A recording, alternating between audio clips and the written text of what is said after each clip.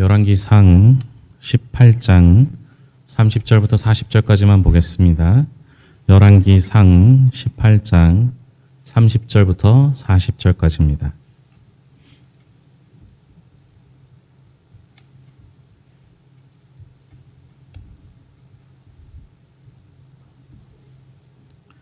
같이 읽겠습니다. 엘리야가 모든 백성을 향하여 이르되 내게로 가까이 오라. 백성이 다 그에게 가까이 가매 그가 무너진 여호와의 제단을 수축하되 야곱의 아들들의 지파의 수요를 따라 엘리야가 돌 12개를 취하니 이 야곱은 옛적에 여호와의 말씀이 임하여 이르시기를 내 이름을 이스라엘이라 하리라 하신 자더라. 그가 여호와의 이름을 의지하여 그 돌로 제단을 쌓고 제단을 돌아가며 곡식종자 2 알을 들 만한 도랑을 만들고 또 나무를 버리고 송아지의 각을 떠서 나무 위에 놓고 이르되 통넷에 물을 채우다가 번제물과 나무 위에 부으라 하고 또 이르되 다시 그리하라 하여 다시 그리하니 또 이르되 3번째로 그리하라 하여 3번째로 그리하니 물이 제단으로 두루 흐르고 도랑에도 물이 가득 찼더라. 저녁 소재 드릴 때에 이르러 선지자 엘리야가 나아가서 말하되 아브라함과 이삭과 이스라엘의 하나님 여호와여 주께서 이스라엘 중에서 하나님이신 것과 내가 주의 종인 것과 내가 주의 말씀대로 이 모든 일을 행하는 것을 오늘 알게 하옵소서. 여호와여 내게 응답하옵소서. 내게 응답하옵소서. 이 백성에게 주 여호와는 하나님이신 것과 주는 그들의 마음을 되돌이키심을 알게 하옵소서 하매 이에 여호와의 불이 내려서 번제물과 나무와 돌과 흙을 태우고 도랑의 물을 핥은지라.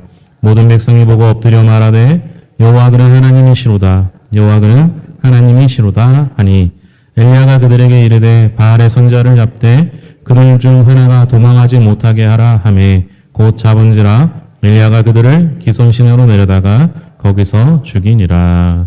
아멘. 열왕기상 18장 20절부터 40절까지 말씀을 지금 3주째 함께 보고 있습니다. 기억하실지 모르겠지만 엘리야가 이스라엘 백성들을 향하여 어느 때까지 머뭇머뭇거리느냐라고 묻습니다. 선택의 기로에 있는 것이죠.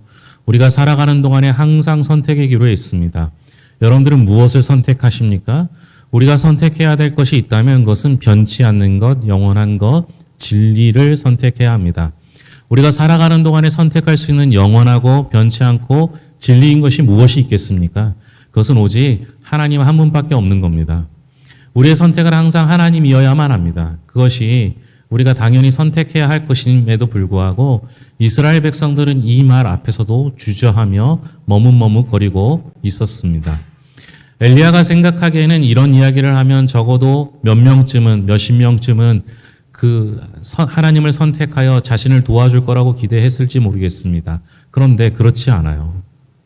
오히려 아무도 따르지 않는 그 순간이 찾아오게 됩니다.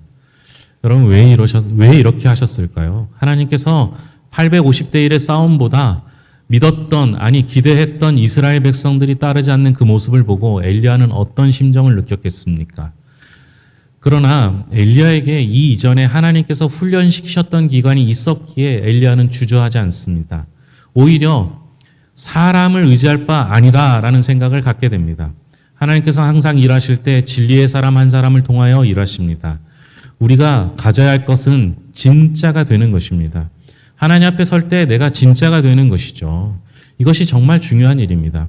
하나님은 진리의 사람들을 통하여 하나님의 일들을 이루시고 하나님의 뜻을 이루어 가고 계십니다. 진리의 사람들은 하나님 앞에 설 때 하나님의 일들을 감당할 수 있습니다. 특별히 오늘 제단을 수축하고 다시 그 제단에 제물을 놓고 그 위에 불을 붙이는 일들을 통하여 하나님께서 놀라운 축복을 허락해 주십니다. 그 축복은 그 제단에 불이 임한 것입니다. 제단 위에 제물을 놓았을 때 특별히 그 순간에 각을 뜨고 제물을 놓았다는 것은 아직 핏물이 빠지지 않은 상태입니다. 그 위에 물을 붓고 물이 도랑이 될 정도로 가득 차게 됩니다.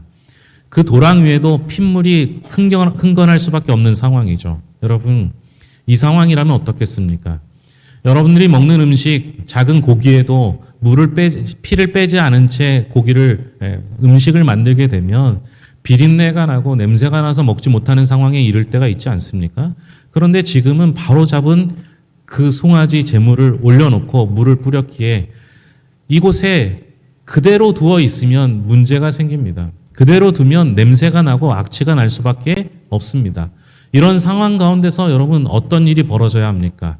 냄새와 악취를 방어하기 위해서는, 막기 위해서는 할 수 있는 것이 있다면 불이 붙어야 하는 겁니다. 여러분 오늘날도 마찬가지입니다. 교회 안에 하나님의 말씀이 선포되지 아니하고 교회 안에 복음이 우선이 되지 아니하고 자꾸만 다른 것들이 앞세워진다면 교회 안에는 불 붙지 않은 것과 같습니다. 불이 붙지 않은 곳엔 악취가 날 수밖에 없는 것이죠. 오늘날 한국교회가 욕을 먹고 있습니다. 물론 억울한 측면도 분명히 있겠죠. 하지만 더 중요한 건 무엇입니까? 교회가 복음의 냄새가 나지 않는 거예요. 복음의 냄새가 나지 않는 이유는 교회의 제단에 불이 붙지 않았기 때문입니다. 불이 붙는다는 것은 무엇을 의미합니까? 오늘 말씀에 보면 그 물까지 그 불이 핥았더라라고 기록하고 있습니다. 다 태워지는 거예요. 심지어 돌과 물조차도 다 태워서 없어지는 것을 말합니다. 우리가 살아가는 동안에 내 뜻과 내 생각이 우선되는 교회라면 그곳에는 악취가 날 수밖에 없습니다. 그러나 하나님의 불이 임하여 그 불이 타면, 그 불이 붙으면, 모든 것이 태워져 없어지면 그러면 그곳에는 악취가 나지 않게 됩니다. 한국교회가 기억해야 될 것이 있다면 불을 붙이는 겁니다. 불을 붙여서 다 태워버리는 것입니다. 그것이 정말로 필요한 것이죠. 그래서 예배가 중요합니다. 여러분들 이 예배 드리는 이 순간 어떤 마음을 가지고 나오셨습니까? 아침에 허둥지둥 겨우겨우 시간을 내서 나오지 않으셨습니까? 그러나 우리가 해야 할 일이 있다면 이곳에 나오기 전 최소한 주 앞에 회개하며 나와야 하지 않겠습니까? 지난 일주일 동안 여러분들 어떻게 사셨습니까? 어떤 모습을 가지고 살아오셨습니까? 저 역시 목사로 살면서도 한 주간 죄를 짓고 살았습니다. 부인할 수 없는 이유가 되잖아요. 그 누구도 죄 안 짓고 살았다 말할 수 있는 사람은 단 한 명도 없지 않습니까? 그렇다면 여러분, 우리가 주님의 전에 나올 때 최소한 주 앞에 나올 때 거룩함을 위하여 우리가 회개하고 옛적 일을 회상하고 다시 한번 주님께 우리의 정결한 마음을 드려야 하지 않겠습니까? 성경에서는 성령을 또는 예배를 하나님을 불로 상징하는 경우가 많이 있습니다. 모세가 사막에서 떨기나무에 붙은 그 불을 보면서 하나님을 경험하지 않았습니까? 물론 사막에서 우리의 생각과는 좀 다르게요. 사막은 건조하고 나무가 말라있기 때문에 종종 아무 이유 없이 나무에 불이 붙는 경우가 허다하다라고 말합니다.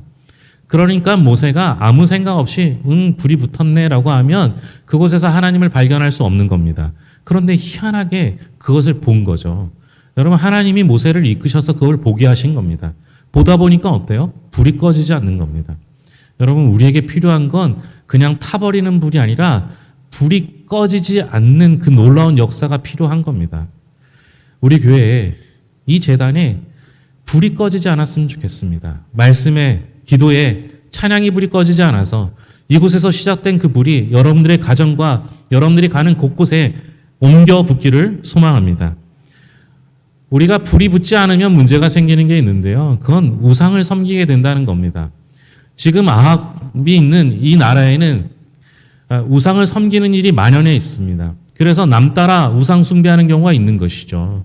근데 여러분, 우리는 우상을 섬기지 않는다 말할 수 있겠습니까? 리처드 포스터라는 작가가 쓴 돈, 섹스, 권력이라는 책에 보면 이 땅에 있는 많은 사람들이 지금도 우상을 섬기고 있다라고 말합니다. 왜입니까?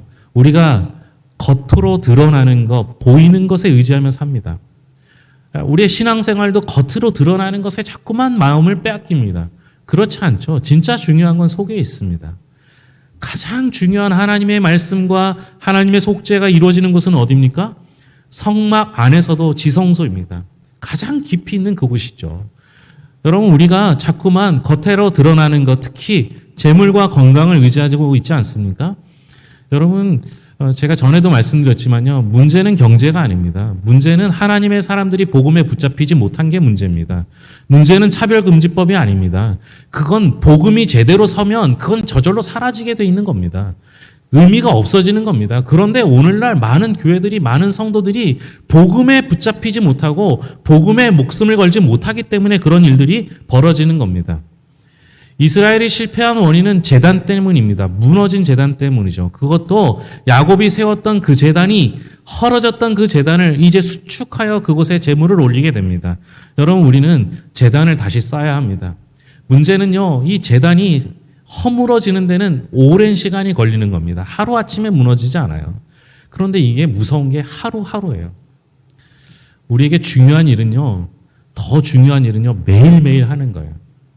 시간이 짧은 것이 반복되는 것이 정말 중요한 거예요. 예를 들어 볼까요? 가장 중요한 게 숨 쉬는 거잖아요. 그래야 사는 거잖아요. 여러분, 숨을 얼마마다 쉬십니까? 아마 사람마다 다 차이는 있을지 모르지만 몇 분 이상 숨을 멈춘 사람은 없을 거라고 생각합니다. 그만큼 중요한 것일수록 자주 해야 하는 거죠. 여러분, 예배를 얼마나 자주 드리고 계십니까? 여러분들의 삶 가운데서 정말 숨 쉬듯이 예배하고 계십니까? 우리가 이것을 회복해야 합니다. 그런데요, 조금 쉬고 싶을 때가 있고요. 조금 안 해도 괜찮을 것 같다라는 생각이 들 때가 있습니다. 여러분, 그러면요, 하루 쌓이게 되면 제단은 무너지게 됩니다. 정말 한순간에 무너져서 보이도록 무너지는 것이 아니라 조금씩 돌 하나 빠지듯이 그렇게 점점 무너져가서 완전히 무너져 나가게 됩니다. 여러분, 우리가 이것을 꼭 기억했으면 좋겠어요. 오늘 하루가 중요합니다. 이 한 시간이 정말 중요합니다. 우리는 지금 전쟁 중에 있어요. 영적 전쟁에는요, 최후방과 최전방이 없습니다. 항상 전쟁터입니다. 매일 우리의 모든 곳에서 전쟁이 벌어집니다. 치열하죠. 전쟁은요, 왜 무섭습니까? 죽느냐 사느냐의 문제이기 때문에 그렇습니다. 잡히거나 지면 포로가 되거나 죽습니다. 당시 아합 왕을 필두로 이스라엘은 바알 종교에 빠져 있었습니다. 이스라엘은 총체적으로 우상 숭배에 사로잡혀 있었죠. 바알 종교는 이스라엘 역사 속에 집요하게 따라붙었습니다. 인간의 죄성에 가장 잘 야합될 수 있는 상황이었습니다. 우리도 마찬가지입니다. 지금요, 우리는요, 너무 경제적인 부분에 건강이나 다른 것에 신경 쓰고 있습니다.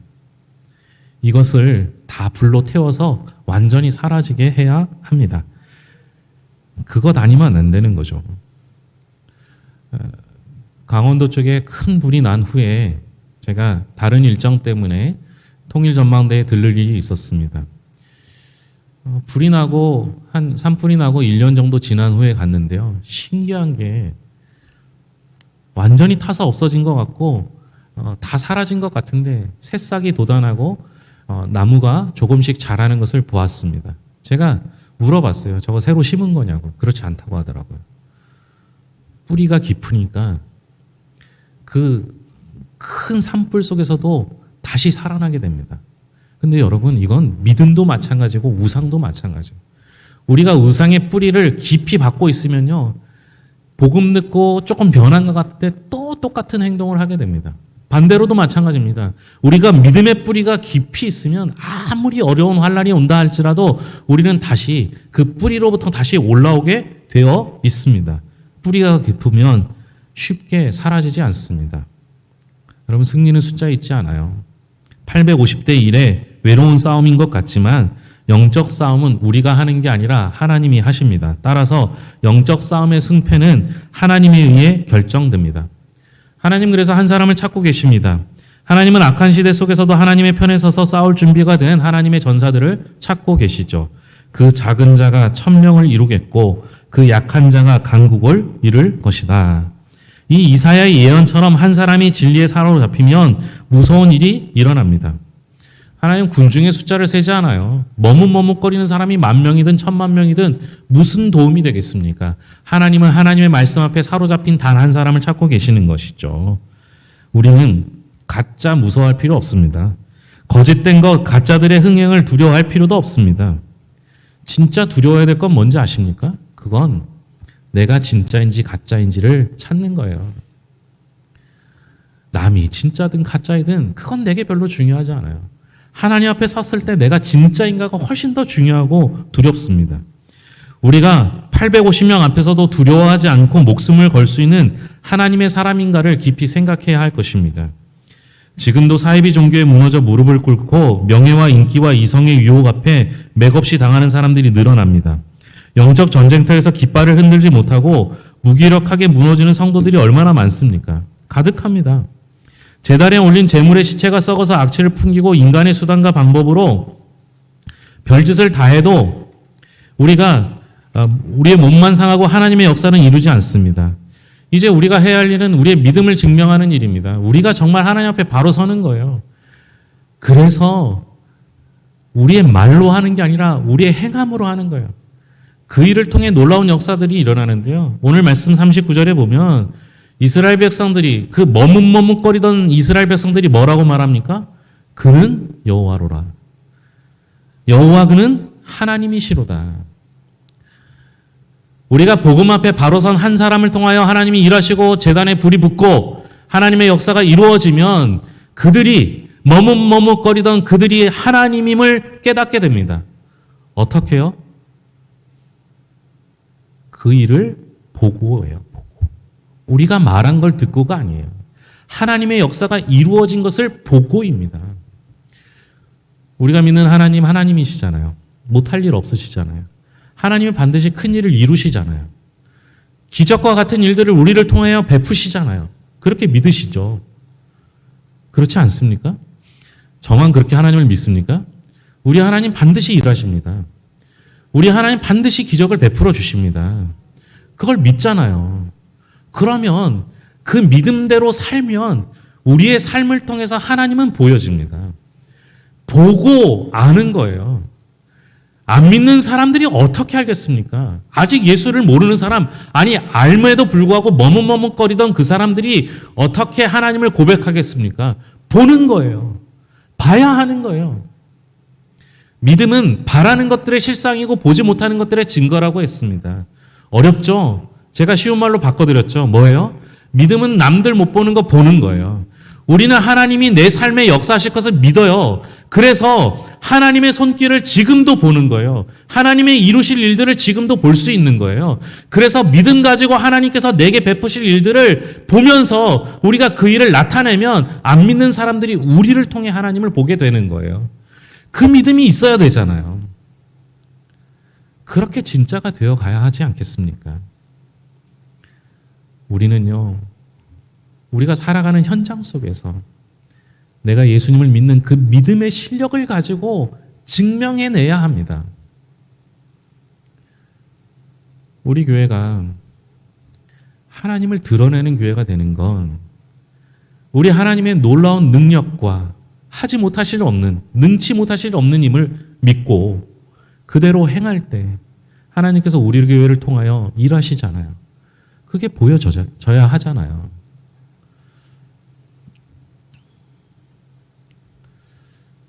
그 일을 위해서 이 하루가 중요합니다. 예배를 통해서 주님을 만나셔야 합니다. 단순한 기도, 우리를 통하여 하나님이 드러나길 원한다는 그 기도를 통해서 기도의 불이 붙어야 합니다. 찬양의 불이 붙어야 합니다. 그리고 세상 앞에서 기죽지 말고 당당히 싸워야 합니다. 진리의 목숨을 거는 태도를 가져야 합니다.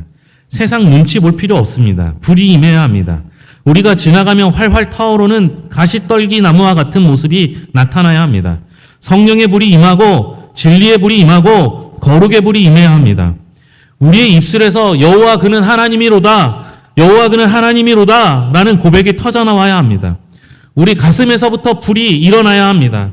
불이여 임하소서, 나의 심령에 임하소서, 모든 우상을 불로 태우시고 가증한 것들을 불로 태우소서라고 기도해야 합니다. 우린 마지막 때에 영적 대결을 하고 있습니다. 종교적인 틀에 갇혀 생명력을 잃어버린 무미건조한 신앙생활에는 미래가 없습니다. 예수님을 시시하게 믿어서는 안 됩니다. 영권을 회복하고 영적 능력을 받아야 합니다. 적어도 850명 앞에 설 수 있는 용기는 있어야 하지 않겠습니까? 뭐가 두렵습니까? 천만인이 나를 에워싸 짐친다 할지라도 나는 두려워하지 아니하리로다. 내게는 하나님이 있잖아요. 능치 못하실 일 없는 그 하나님이 나와 함께 하시잖아요. 우린 사람 믿지 말고 하나님 믿고 싸워야 합니다. 우리는 힘 믿지 말고 하나님 믿고 싸워야 합니다. 후에 숨겨둔 사람을 하나님께서 엘리야에게 붙여주십니다. 숨겨둔 사람, 바알과 싸울 때, 바알과 아세라 선지자들과 싸울 때, 아합과 싸울 때 미리 붙여주시면 참 좋을 텐데 왜 그때는 안 붙여주셨을까요? 하나님은 사람 의지하지 말라고, 하나님 의지하라고 단 한 명을 남겨두셔서 하나님의 일들을 이루어 가셨던 것입니다. 여러분 한 명 되시면 안 될까요? 여러분들이 그 한 명이 되셔서 하나님의 일들을 이루시면 안 될까요? 우리 교회가 그 한 교회가 되면 안 될까요? 적어도 우리 교회에 맡겨주신 이 복음의 사명을 감당할 수 있기를 바랍니다. 기도하겠습니다. 하나님 감사합니다. 엘리야는 아합과의 전쟁을 통해서 아합과 싸우지 않았습니다.